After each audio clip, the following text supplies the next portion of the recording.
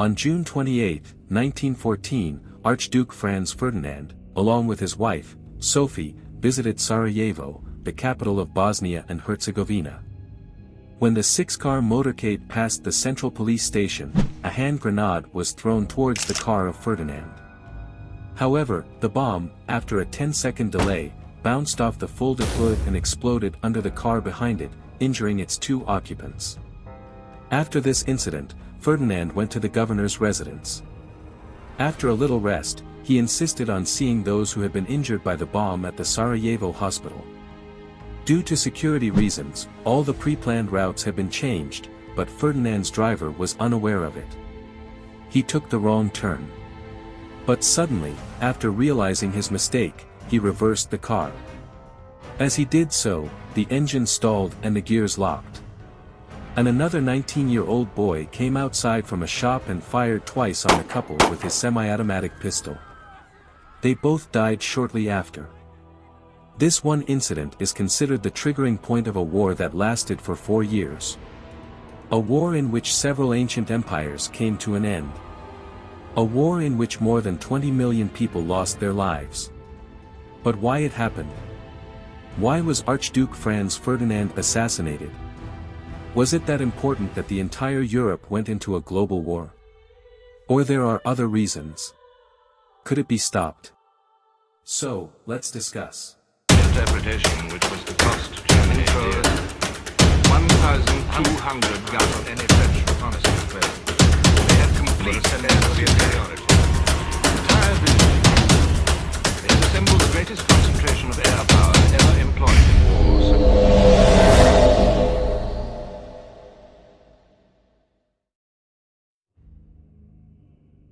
In the year 1878, there was a war between Russia and Ottoman Empire.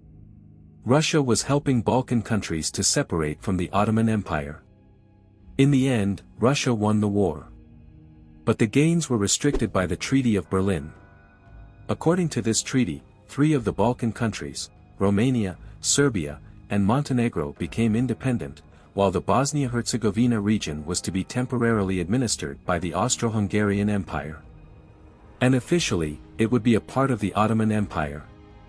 But things changed in 1908, when the Austro-Hungarian Empire invaded Bosnia-Herzegovina and annexed it. The interesting thing was that Bosnia and Herzegovina was under the Ottoman Empire for almost 400 years. But instead of getting independence, another empire came in and captured them. Obviously, the people of Bosnia were enraged at this. People in the neighboring country of Serbia were also infuriated at seeing this happen. The Serbians didn't only have a geographical connection with the Bosnians, they even had an ethnic connection. Actually, all the Eastern European countries have the ethnicity of Slavs. Serbia complained that the Austro-Hungarian Empire wasn't merely invading Bosnia. Rather, they were invading the South Slavs. There was another thing. And the thing was that many Slavic people lived in Russia. They started protesting against this invasion, and the Russian Empire had to abide by the wishes of the people. Now, Serbia and Russia were against the Austro-Hungarian Empire.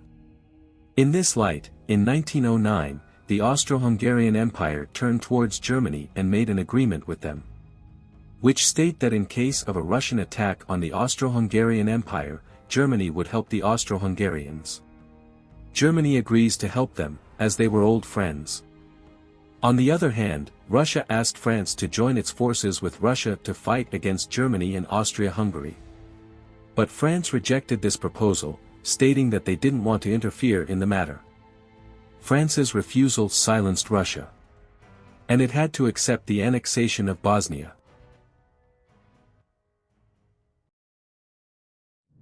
Franz Joseph, the Emperor of Austria-Hungary, had 3 children. But none of them was capable enough to administer the empire. That's why, in 1889, Franz Joseph announced that his nephew, Ferdinand, would be the next ruler of Austria-Hungary.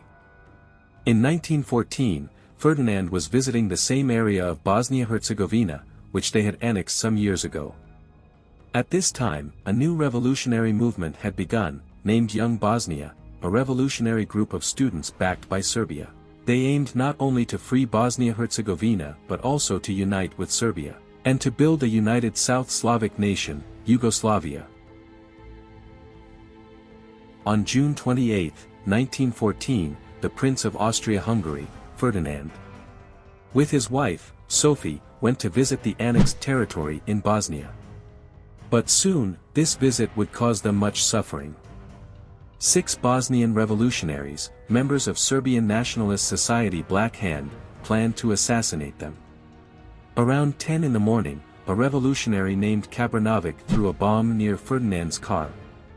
But the bomb bounced on the car and blew up on a side street, injuring 20 people. Ferdinand escaped this and went to the governor's residence.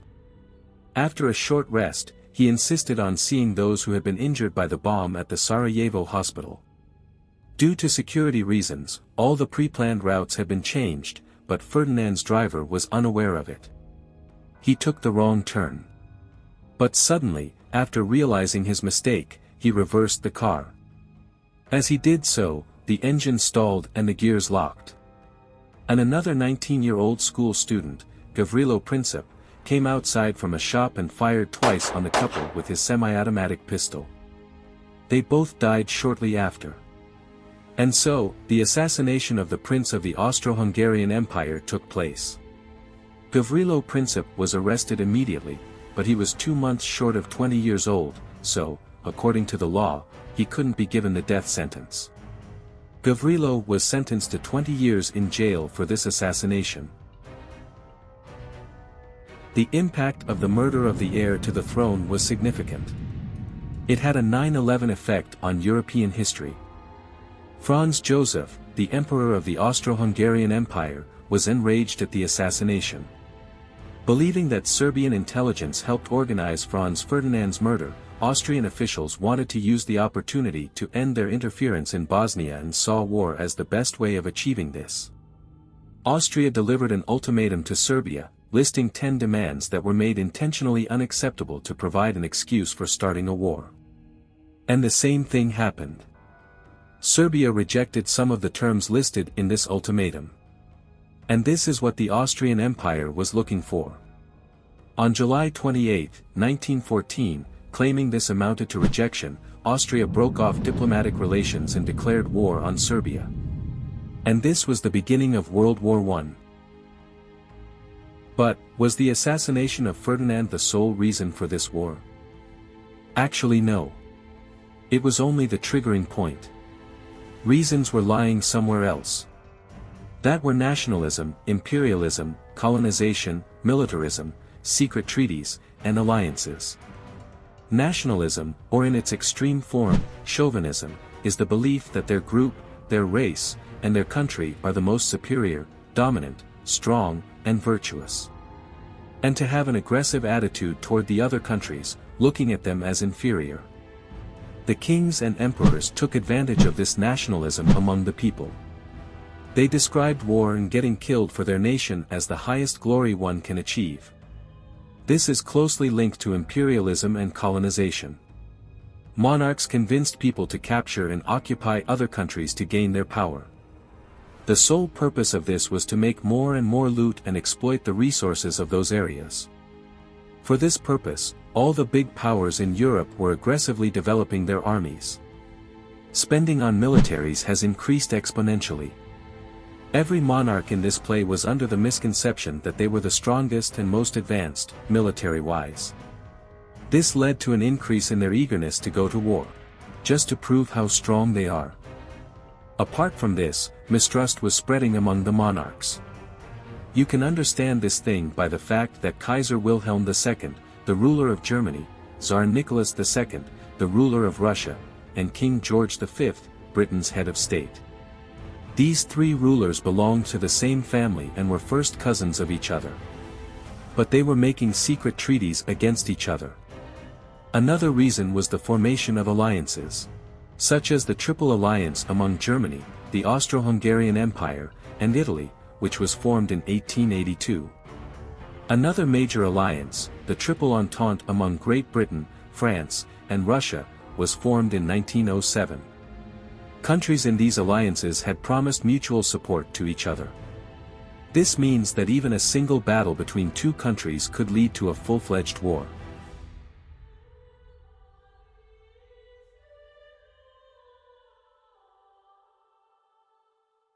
As we mentioned in the first episode, the Russian Empire has a Slavic population, similar to Serbia. So, when Austria-Hungary invaded Serbia, the Russian Empire took the side of Serbia. There was another reason. Russia's trade was primarily carried out through this region, through the Bosporus Strait and the Sea of Marmara. That's why the Balkan region was very important to Russia. On the other side, Germany took the side of Austria-Hungary, as they were members of the Triple Alliance. Although Italy was a member too, it refrained from joining the war by stating that the Triple Alliance Treaty was applicable only to defensive cooperation and not to invading other countries. As the Austrian and German empires invaded Serbia, Russia attacked Germany. And here came the Treaty of Triple Entente, which was signed between Russia, France, and Great Britain. When Russia declared war on Austria-Hungary and Germany, France too joined in and attacked Germany. Germany had a plan. Germany was of the view that Russia was very large and that the Russian army would take some time to mobilize. The plan was that Germany would mainly focus on its western border against the French forces. And after defeating France within 6 weeks, it would divert its full power towards its eastern frontier against Russia. With this strategy, Germany invaded France. But here was a catch. Rather than a direct attack on France, Germany attacked its neighboring country, Belgium. The Germans' plan was that, by doing this, it would be easier for them to capture Paris, as it was relatively closer to here. But as Germany entered Belgium, another giant woke up. The Great Britain. There was a Treaty of London, signed between Great Britain and Belgium in 1839, which stated that in case of any external attack on Belgium, Great Britain would help it. Just after the German attack on Belgium, Great Britain declared war on Germany. The German army was very strong and was continuously penetrating into France. They were about to capture Paris, but, in the meantime, British forces entered the scene and stopped them. On its eastern front, Germany had already killed about 3 lakh troops of the Russian army. You can see that the German Empire was performing very well on both the eastern and western fronts. The Austrians and Serbs clashed happened at the battles of the Saar and Kolubara. Over the next 2 weeks, Austrian attacks were repulsed with heavy losses. As a result, Austria had to keep sizable forces on the Serbian front, weakening their efforts against Russia. Serbia's victory against Austria-Hungary in the 1914 invasion has been called one of the major upset victories of the 20th century.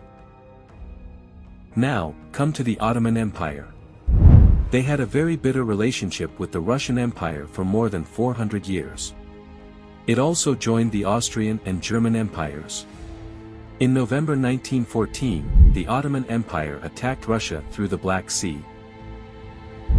Suez Canal. The canal connects the Mediterranean Sea to the Red Sea, making it the shortest maritime route to Asia from Europe. The Ottoman Empire planned to capture this canal. And if it had happened, it could have been the most frightful dream that Great Britain ever had. Most of the British trade with India, its largest and most valuable colony at that time, was carried out through this route. And not only trade, more than 1 million Indian soldiers deployed overseas to fight on behalf of the British Empire during World War I. Apart from this, it was an important route for the supply of oil from the Middle East. In fear of losing a constant supply of men and material, Great Britain reinforced this area, and the Ottomans' ambitions to capture this area fainted away. There was another important thing that happened. In May 1915, Italy withdrew itself from the Triple Alliance and joined France and Great Britain. This was because of the Treaty of London signed in April 1915. By its terms, Italy would receive the fulfillment of its national dream, control over territory on its border with Austria-Hungary stretching from Trentino through the South Tyrol to Trieste. Europe has been divided into 2 groups, the Allied powers and the Central powers. Armies from colonies all over the world were invited to join their masters, making this European war into a global war.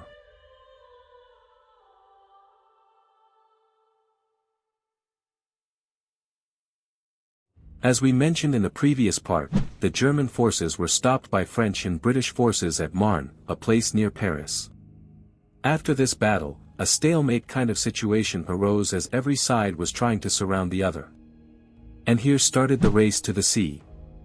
Both of these armies started moving towards the north, up to the North Sea, but no one among them became successful. They dug trenches and made a kind of permanent army front lines. This was followed by trench warfare, that lasted for about 3.5 years. This was the period, when some of the most deadly battles were fought. Battle of Verdun, for instance, in which the number of casualties was more than 1 million. On the Eastern Front, the situation was opposite to the Western Front. The front lines at the Eastern Front were continuously changing. Initially, the Germans' defense was very strong, and the Russians were trying their best to break it without any positive outcome. The internal situation in Russia was getting worse due to war losses. The Russian economy was fully devastated and mutinies in the army were taking place. Owing to which, in October 1917, a revolution took place in Russia. The Russian Emperor, Tsar Nicholas II, was killed and a new man came into power, named Vladimir Lenin, and announced that Russia would no longer be a part of this war. After this, hostilities at the Eastern Front came to an end. During this period of time, the British Navy was the most advanced and powerful. It put a blockade near Germany to cut its supplies from the rest of the world. Germany tried many times to break this blockade but failed. This was the time when a famous battle, the Battle of Jutland, took place. It is considered the deadliest sea battle in World War I. In Asia, Japan took the side of the Allies. On August 23, 1914, Japan declared war on Germany. Its aim was to capture European colonies in the South Pacific region. They captured Tsingtao, a German-controlled territory in China. The United States was a major supplier of war material to the Allies but remained neutral in 1914, in large part due to domestic opposition. But when the German U-boat attempted to cut the supply lines between North America and Britain, the United States launched a protest. Germany adopted a policy of unrestricted submarine warfare and started targeting passenger ships as well. On May 7, RMS Lusitania, a British passenger ship, was attacked by a German U-boat. The number of deaths in this incident was 1198, including 128 Americans. Although American sentiments were continuously changing on account of the atrocities carried out by Germany in a neutral country, Belgium, this incident acted as a catalyst in this process. Apart from this, the USA learned about a secret telegram, the Tsimerma telegram, sent by Germany to Mexico. It was a secret diplomatic proposal stating that if the United States entered World War I against Germany, Mexico, with Germany's aid, would recover Texas, Arizona, and New Mexico. Soon after these incidents, the USA decided to join this war from the side of the Allies. On the other side, when the Germans got some indications of the US joining the war, they concluded that it would be difficult for them to win the war against Allies if the US joined. Owing to which, in March 1918, Germany launched a fully energetic operation called the Spring Offensive to break the front lines at the Western Front and capture Paris. This operation achieved some success in the beginning, but again, Germans had to face the same fate. After this failure, the Germans lost hope of winning at the Western Front and defeating Allies. By this time, US forces had already joined the Allies, and the situation was getting worse for Germany. In July 1918, the Ottoman Empire signed a separate treaty with Allies due to internal revolts. After this, in November 1918, realizing its situation, Austria-Hungary too signed a treaty with Allies. With the military faltering and with widespread loss of confidence in the Kaiser, leading to his abdication and fleeing of the country, Prince Maximilian took charge of a new government on October 3 as Chancellor of Germany to negotiate with the Allies. Negotiations with President Wilson began immediately. Wilson demanded a constitutional monarchy and parliamentary control over the German military. Additionally, in northern Germany, the German Revolution began at the end of October 1918. These situations forced Germany to move towards signing an armistice.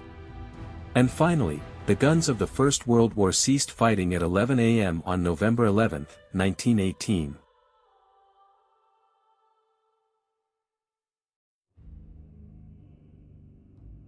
As we have mentioned in the previous part, U.S. President Woodrow Wilson prepared a 14-point agreement to make Germany agree upon, and eventually, Germany signed an armistice to cease fire.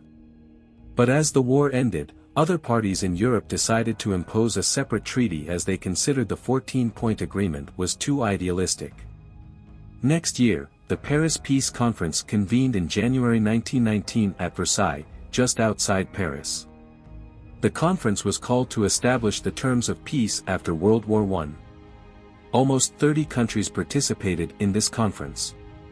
This conference was mainly dominated by four big powers: the USA, Great Britain, France, and Italy.